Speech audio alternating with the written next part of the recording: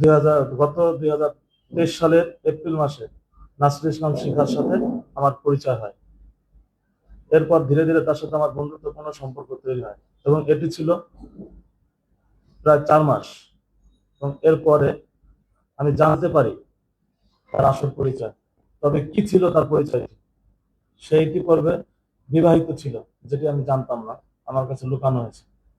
নাসরুল ইসলাম শিখার স্বামী ও 2টি সন্তান ছিল, সেটিও আমাকে জানানো হয়নি, যা সে আমাকে গত 4 মাসে বলেনি। তারই কিছুদিন পরে আমার হাতে কিছু এভিডেন্স আসে, যে এভিডেন্স গুলো আপনাদের সন্ধান তুলে ধরতেছি। এটা হচ্ছে নাসরুল ইসলাম শিখা, এটা হচ্ছে তার দ্বিতীয় হাজবেন্ড, যেটা সে আমাকে বলে নাই।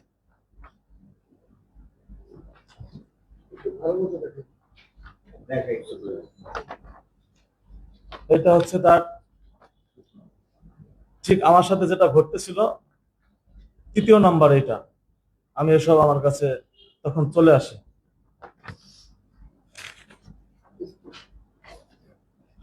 আসার পরে আমি তখন তার কাছ থেকে সরে যাওয়ার জন্য চেষ্টা করি। যখন আমি তার কাছ থেকে সরে যাওয়ার জন্য চেষ্টা করি, ইতিমধ্যে সে সরে যাওয়ার পরেই সে আমাকে বিভিন্ন সময় টাকা পয়সার জন্য তখন চাপ দিতে থাকে, যে আমি তার কাছ থেকে টাকা পয়সা নিছি, এটা করছি সেটা করছি। সেটা আপনারা দেখছেন যে পুরো 18 মিনিটের যে ভিডিওটা ছিল, সে ডেইলি যুগান্তরে যে সংবাদ সম্মেলনটা করছে ঢাকা ইউনিভার্সিটিতে, সেখানে 18 মিনিটের ভিডিওটার মধ্যে শুধু তার মুখে টাকার কথাটাই ছিল, আর তার কোনো কথা ছিল না। যেহেতু আমি পলিটিক্স করি, আমার তো আত্মসম্মান বোধ বলতে একটা কথা আছে, যার প্রেক্ষিতে আমি মানসিকভাবে খুব হ্যারাসমেন্টের শিকার হইতাম ওই সময়টাতে। সেই সালটা ছিল 2023 সালের জুনের থেকে 2023 সালের এপ্রিলে তার সাথে আমার পরিচয় ছিল। ঠিক জুন, মানে 4 মাস পর আমি তার সম্পর্কে এগুলো জানতে পারি। জানার পরে তার কাছ থেকে আমি পিছিয়ে যাওয়ার সময় আরো এই ডকুমেন্ট গুলো আমার হাতে আসে। হাতে আসার পরে তো তার সাথে আমার যে ঝামেলাগুলো সৃষ্টি হয়। যখন আমি সরে যেতে চাই, তখন সে বিভিন্ন সময় আমাকে টাকা পয়সা ব্ল্যাকমেইল করতে থাকে। ব্ল্যাকমেইল করার সময় আমি, এবং সামাজিক যোগাযোগ মাধ্যমে ফেসবুক জানেন এটা একটা বৃহৎ জায়গা, এখানে সব পরিচিত লোকজনই থাকে।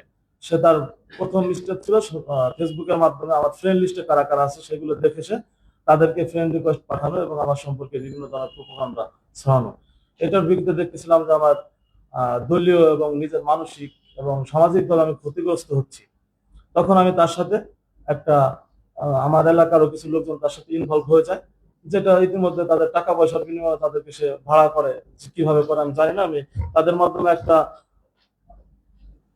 সালিশের বসানো হয় জুন জুলাই পর, যখন সে আমার টাকা দাবি করতেছিল। তো টাকা দাবি করার পরে তখন এটা হচ্ছে ঠিক তার সাথে আমার পরিচয় হওয়ার জুন জুলাই আগস্টের থেকে 2 মাস পরে তার সাথে আমার একটা বসার কথাবার্তা হয়, যেহেতু আমি মানসিকভাবে নিতে পারতেছিলাম না। অফিসটা ছিল হচ্ছে ঠিক পল্টন থানার অপোজিট পাশে ইসলাম টাওয়ারে।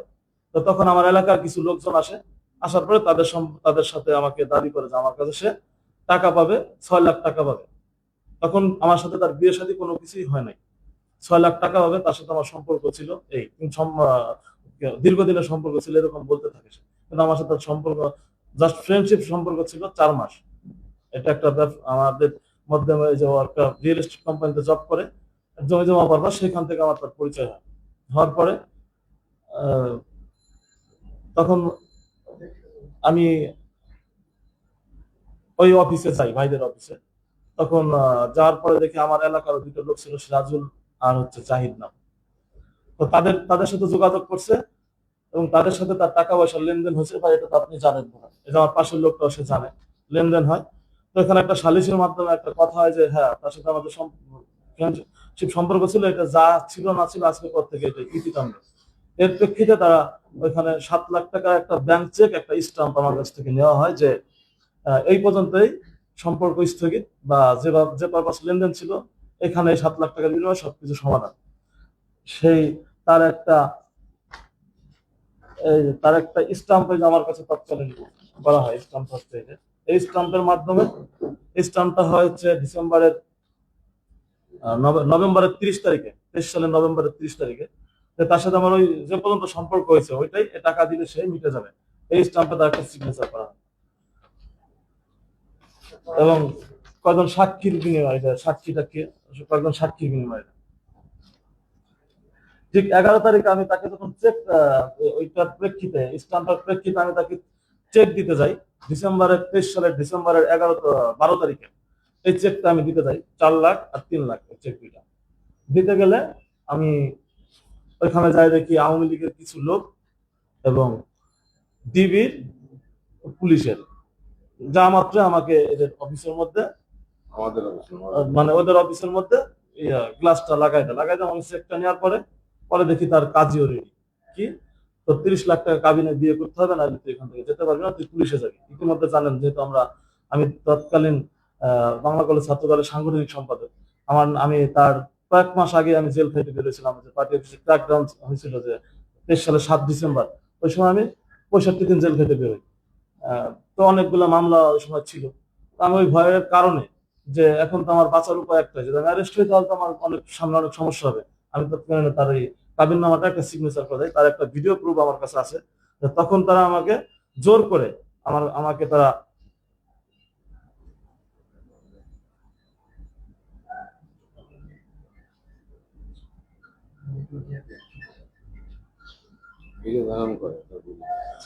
একটা ভিডিও ধারণ করে, ভিডিও ধারণটা করার পরে এই যে ভিডিওটা আছে, তাকে আমাকে তারা সে কিভাবে জোরপূর্বক করতেছে এটা।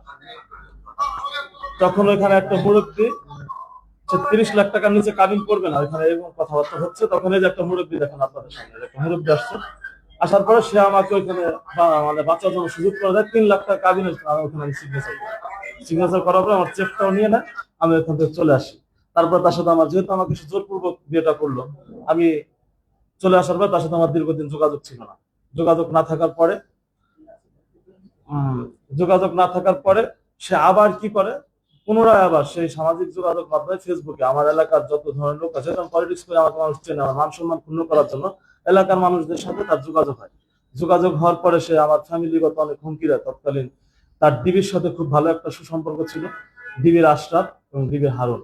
আমাকে এইটা বলে সে আমাকে বিভিন্ন সময় খুব হুমকি দিচ্ছিল, যে আমাকে উঠাই নিয়ে যাবে, ধরে নিয়ে যাবে, আমার ফ্যামিলিকে নিঃস্ব করে দেবে, এরকম আর কি বিষয়গুলো আমার সামনে আসতেছিল। তখন আমি বাধ্য আবার তার সাথে আমি আবার যোগাযোগ করি, তার ফ্যামিলির কাউকে আমি পাই না। আপনারা দেখবেন 21 এপ্রিল সে যে সংবাদ সম্মেলনটা করছে, সে কিন্তু মাস্ক পরে করছে, সে কিন্তু মাস্কটা খুলেন নাই, কারণ ইতিমধ্যে তার যে আপনাদেরকে যে দেখালাম যে ছবিগুলা, সে এই 2-3টা ছেলের সাথে একই সিস্টেমের, আমার সাথে যেটা হচ্ছে তাদের সাথে সে একই কাহিনীটা করছে। তখন তার আগের যে হাজবেন্ডের ঘরে 2টা মেয়ে সন্তান আছে, সেই হাজবেন্ডের সাথে তার যে ডিভোর্স হয়েছে কিনা সেটাও আমি পরে জানতে পারিনি।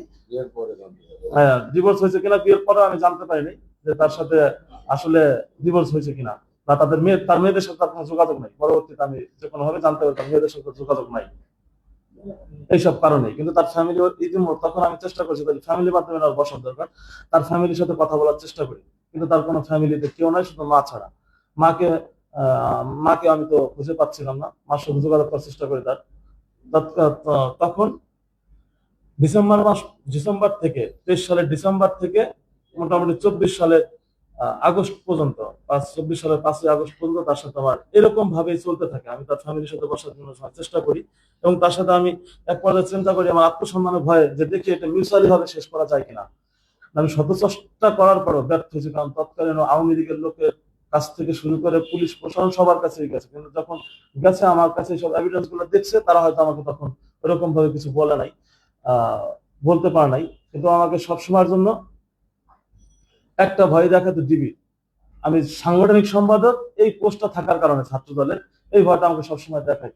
আর আমি ওর কারণে দীর্ঘদিন ঢাকা থেকে পালাইও ছিলাম। ও আমাকে সেদিকে বলছে আমার সাথে 3 বছর সংসার করছিল, সাথে আমার পরিচয় ছিল 2023 সালের এপ্রিলের মাঝামাঝিতে। তো আজকে 2025 সাল, 3 বছর হয় কিভাবে, কারণ ওর সাথে আমি তো কোনোদিন সংসারে করিনি, এটা কোনো প্রুফও কখনো দেখাইতে পারবে না। জাস্ট আমাকে বিয়েটা করছে, এবং ওর সাথে যতটুকু সময় আমার কথা হয়েছে এটা সমাধানের জন্যই কথা হয়েছে, যেটা সমাধান কিভাবে করা যায়। টাকা চাচ্ছে, আমি যেহেতু পলিটিক্স করি, এটা আমার ক্ষতি হবে, শুধু এই ভয়ে তার সাথে আমি বিভিন্ন সময় সমঝোতা করার চেষ্টা করি, যে দেখি মিউচুয়াল করা যায় কিনা। তখন তারিখ মধ্যে আপনার এই যে জুলাইয়ের 5ই আগস্ট ঘটে গেল, জুলাই গণ অভ্যুত্থানটা ঘটে গেল। এটা ঘটার সময় এই পুরাটা টাইম, জুলাইয়ের যে পুরো মাসটা আর আগস্টের 5 তারিখ পর্যন্ত পুরাটা টাইম আমি জীবনের বাজি রেখে যাত্রাবাড়ি শনি রাখা যে আপনার আহ, মানে এই কয়েকটা পয়েন্টের মধ্যে খুব গুরুত্বপূর্ণ একটা পয়েন্ট ছিল এটা। আমি ছাত্রদলের সভাপতি রাকিবুল ইসলাম রাকিব ভাইয়ের সাথে একটা মাস ছিলাম। আমি জীবনের কোনো মায়া করিনি আসলে। দীর্ঘ শৈশব কৈশোরের দিনগুলোই ছাত্রদলের সাথে কাটছে। এবং যদি প্রেম ভালোবাসা বলতে কোনো কিছু বুঝি, সেটা হচ্ছে বাংলাদেশ জাতীয়তাবাদী ছাত্রদল। তো রাকিব ভাই তো তখন খুব আলোচিত একজন মানুষ, সে ছাত্রদলের প্রেসিডেন্ট। তাকে তো ওই সময় পাইলে ডিবি পুলিশ তাকে গুম করতে পারতো, মেরে ফেলতে পারতো। ইভেন রাকিব ভাই যে আপনার হাতে যে একটা, আপনারা দেখছেন 5 তারিখের পর সেটা অনেক গণমাধ্যমে প্রকাশিত হয়েছে, তার হাতে একটা স্পট আছে। তখন তাকে স্নাইপার দিয়ে গুলি করা হয়। আমি তাকে ধুয়ে দৌড়ে ওইখান থেকে যাইনি, এটা সে নিজে জানে। তো একমাত্র ছাত্র দলের ভালোবাসার কারণে আমি তার কাছ থেকে বিভিন্ন ভাবে বের হওয়ার চেষ্টা করছি। আমি পারি নাই, ব্যর্থ হয়েছি। 5ই আগস্ট আসার পরে কি হলো, আমি যেহেতু সাংগঠনিক সম্পাদক, আলটিমেটলি আমি সামনে প্রেসিডেন্ট সেক্রেটারি ক্যান্ডিডেট ছিলাম ওই সময়টা, যেহেতু আমাদের আহ্বায়ক কমিটি হয়েছে। তারই মধ্যে আমি তার মধ্যে আমি চেষ্টা করি তার সাথে বসার জন্য, কিন্তু সে আমার সাথে কোনো কিছুতে বসে নাই। সে একমাত্র ব্ল্যাকমেল করতেছে আমার পোস্টটা কিভাবে তার শেষ করা যায়, তার চিন্তা ধারণা আমার এটাই মনে হয়েছে সবসময়ের জন্য। কারণ আমার আমার সাথে সে দেখা করতো না, কথা বলতো না, সে বিভিন্ন মানুষের কাছে যাইতো। এটাই ছিল তার অভ্যাসের পরিণতি ছিল দীর্ঘ 1.5 বছর। তখন কোনো কিছু না পেয়ে তার মধ্যে আমার কমিটিও হয়ে যায়। সে আপনাদের দেখছেন যে 21 তারিখের সংবাদ সম্মেলন করেছে, তার শিরোনাম ছিল পদের জন্য স্ত্রীকে ডিভোর্স বা স্ত্রীকে ডিভোর্স দেয়, এরকম শিরোনামটা ছিল। আসলে আমার কমিটি আজ থেকে 4 মাস হয়েছে, তাহলে তাকে আমি পদের জন্য কারো ডিভোর্স করবো? আমার বিয়েটা তো হয়েছে অসামাজিক ভাবে, সামাজিক ভাবে তো হয় নাই। কিন্তু আমি তাকে সামাজিক ভাবে বিদায় দেওয়ার জন্য আমি তার ফ্যামিলি দ্বারা দ্বারা ঘুরছি, কিন্তু কাউকে পাইনি। কমিটি হচ্ছে কত সাল, ডিসেম্বরের 24 তারিখে, 25 তারিখ হয়েছে। আর আমি তাকে ডিভোর্স দিচ্ছি হচ্ছে এই যে আপনার খোলা তালাক, একটা সেনা কর্মকর্তার মাধ্যমে উপস্থিতিতে খোলা তালাক হয়েছে আপনার এই যে 26শে রমজানে। এই যে সেই পেপারটা হয়,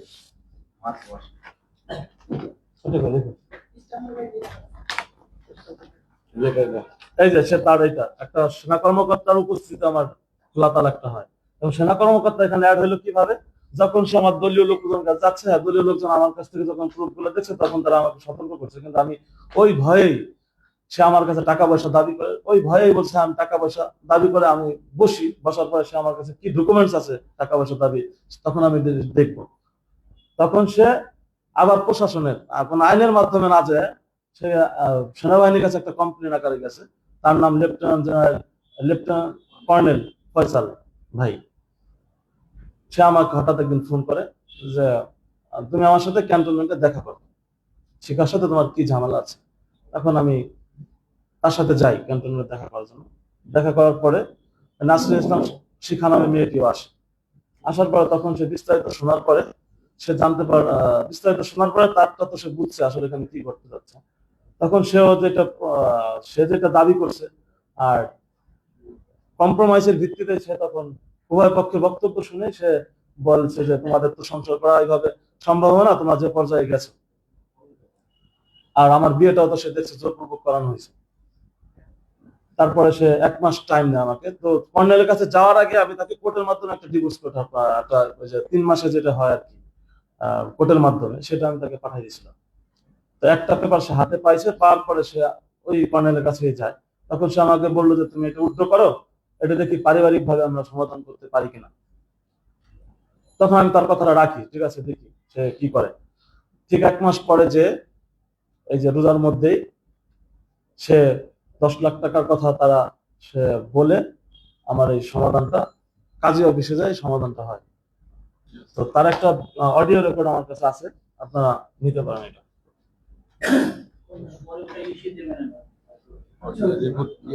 না না না, এটা শোনেন, একটু শোনেন, এটা রেকর্ডটা নিতে পারবেন।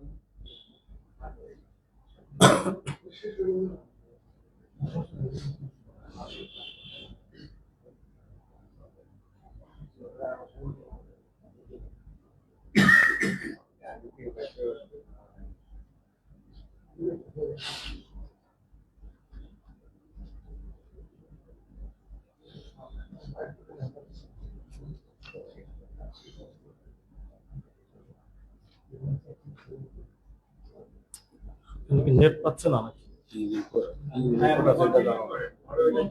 এই যে শোনো,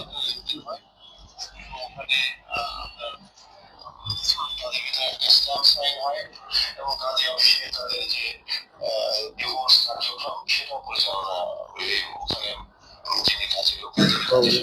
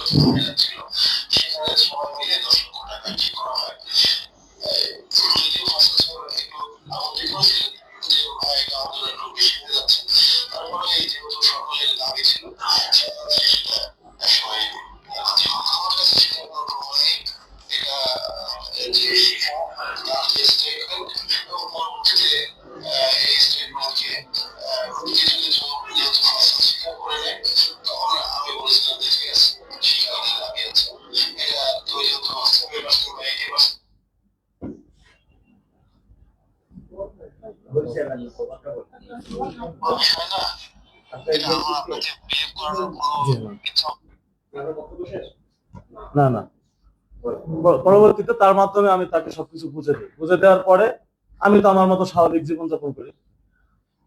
26 তারিখে আমার এটা হওয়ার পরে 21শে এপ্রিল সে এসে আবার মিডিয়ার সামনে হাজির, আমার নামে মিথ্যা প্রোপাগান্ডা। 18 মিনিটে যে কথা বলছে, প্রত্যেকটা কথায় তার একটা কথার সত্যতা প্রমাণ সে করতে পারবে না। আমি চ্যালেঞ্জ রেখে বলছি আপনাদের সামনে, সে একটা কথার সত্যতা সে প্রমাণ করতে পারবে না।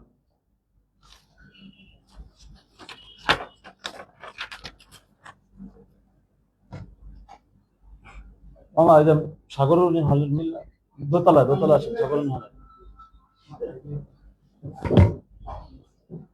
এখন আপনাদের কাছে আমার প্রশ্ন, বিয়ে হচ্ছে একটা সামাজিক, বিয়ে হচ্ছে মানুষের সামাজিক বন্ধনে আবদ্ধ হয়, এটা সামাজিক ভাবেই হয়, পরিবার পরিজনের উপস্থিতিতে। তো সে যে আমাকে বিয়েটা করলো, আমার কাছে ভিডিও ক্লিপটা আছে, বিয়ে করতে হলে ফ্যামিলির পরিবার পরিজনের কেউ থাকতে হয় পাশে, হয় আমার না হয় তার। আসলে আমার বিয়েটা এমন ভাবে সে আটকায় করছে, এখানে আমার ফ্যামিলির কেউ ছিল না, তার পরিবারে কেউ ছিল না। ভাই বিয়েটা কিভাবে হয়েছে আপনি সেটা বলেন, আপনি প্রত্যক্ষ সাক্ষী। আসসালামু আলাইকুম। আসলে আমি যে অফিসে বিয়েটা হয়েছে এটা হচ্ছে ইসলাম টাওয়ার। আমি ওই অফিসের ম্যানেজার, ওই বিল্ডিং এর ম্যানেজার। আনোয়ার নামে আমার এক ভাড়াটি আছে, তো ওই ভাড়াটির অফিসের ভিতরে এর দিয়ে চিল্লামিল্লা হইতেছে। পরে আমি ওই সময় যাই, যাওয়ার পরে দেখি তারা কিছু প্রশাসনিক লোক, তারপরে আরো 10-12 জন লোক আসছিল, নিয়ে এর সাথে জোরপূর্বক ভাবে বিয়েটা করে। এটা আমি নিজে সাক্ষী, আমি নিজেই ছিলাম ওই সময়। হ্যাঁ, দেখছি আমি, এইটুকুই আমি জানি। তারপরে তার একটা মামা আছে নাম জাকারিয়া, আর তার একটা মামা আছে নাম, ওই মামাটার নাম আমি জানি না। তার এক মামাটা ওই যে আসছে, সেও আপনাদের কাছে বলবে আসলে বিয়েটা কিভাবে হয়েছিল, সেও জানে। এখন আমি আপনাদের দেশবাসীর কাছে একটা কথাই বলবো, যে আমি এটা সুস্থ তদন্ত চাই এবং আমি এটার বিচার চাই। আমার যে মান সম্মান হানি হয়েছে, আমার যে সামাজিক ভাবে আমি ক্ষতিগ্রস্ত হয়েছি, মানসিক ভাবে ক্ষতিগ্রস্ত হয়েছি, আমার সারা জীবনের স্বপ্ন থাকে মানুষের যে স্বপ্নটা, সেটা থেকে আমি অনেকটা ছিটকে গেছি। আমি মানসিকভাবে অনেক বিধ্বস্ত হয়েছি তার এই মিথ্যা প্রোপাগান্ডা এবং একটা ব্ল্যাক পিলার মেয়ের কাছে। আমি মনে হচ্ছিল যে আমি হেরে যাচ্ছিলাম। তাই আজকে আপনাদের সামনে উপস্থিত হয়েছি। উপস্থিত হয়ে আমার কথাগুলো আরো আপনার সাথে আহ, ব্যক্ত করলাম। আমি আপনাদের কাছে এই সংবাদ সম্মেলনের মাধ্যমে সুষ্ঠু বিচার ও তদন্তের ধারা, আমি ন্যায় বিচার আশা করছি এবং আমি আইনের সহায়তা নেব। এখান থেকে বের হয়েছে যে আমার সাথে যেটা ঘটছে, আমি আইনের সহায়তা নেব অবশ্যই। আর আমি একটু প্রশ্ন করতে চাই মোহাম্মদ আলমী ঢাকা পোস্ট থেকে। আপনি যেমনটি বলছিলেন যে এর আগে যখন আওয়ামী লীগ এবং পুলিশের ভয়ভীতি, প্রশাসনের ভয়ভীতি দেখিয়ে আপনার সাথে অনেক অকারেন্স করেছে, তো 5ই আগস্টের পরবর্তী সময় তো যখন দেশ শান্ত ছিল এবং প্রশাসনিক আপনি ব্যবস্থা নিতে পারতেন, তখন কেন প্রশাসনিক বা আইনের আওতায় যান? আইনের একটা জানি না, একটাই কারণ, আমি পলিটিক্স করি, রাজনীতির সাথে ইনভলভ। এটা হইলে আমার আত্মসম্মান বোধ ক্ষয় হবে, পলিটিক্সের ক্ষতি হতে পারে, যে কারণে আমি প্রশাসনের কাছে যাইনি। আর এটা আমার সাথে 5ই আগস্টের পরে আগে থেকেই আমার এই কর্নেল সাহেবের সাথে তখন যোগাযোগ চলতেছিল, সেটা বসে বা ফ্যামিলিগত ভাবে বসে সমাধান করা হবে, এরকম যোগাযোগ চলতেছিল। যেহেতু আপনার সাথে সমস্যা করছে, ঠিক আছে? হ্যাঁ। তো সেক্ষেত্রে তো আপনি আইনের ব্যবস্থা নিতে পারতেন, ঠিক আছে? বা রাজনৈতিক ব্যক্তিত্ব, আপনার যেমনটা বলছিলেন যে রাজনৈতিক কারণে আপনি আইনের আশ্রয় নেন, তো রাজনৈতিক ব্যক্তিত্বরা কি আইনের আশ্রয় নিতে পারেন না, বা এমন কিছু নেই? নিতে গেলে তো সেটাই, যে এরকম আজকে আপনাদের সামনে যে আমি আমার যে উপস্থিত হয়েছি, সেটা তো আজকে এই জন্য উপস্থিত, আইনের যাওয়ার জন্য। কারণ আমি তো তখন চাইছিলাম যে ফ্যামিলিগত সমাধান। শেষ মুহূর্তে আপনাকে কি হুমকি দেওয়া হয়েছিল, যে কারণে আপনি না শোনার কারণে তারা সংবাদ সম্মেলন করলেন? সংবাদ সম্মেলন করার আগে তো আপনার সাথে কথা হচ্ছে। সংবাদ সম্মেলন করার আগে সেটা ডেইলি যুগান্তর 21 এপ্রিল একটা সংবাদ সম্মেলন হয়েছে ঢাকা ইউনিভার্সিটির সংবাদ সম্মেলনে, কি ঢাকা ইউনিভার্সিটির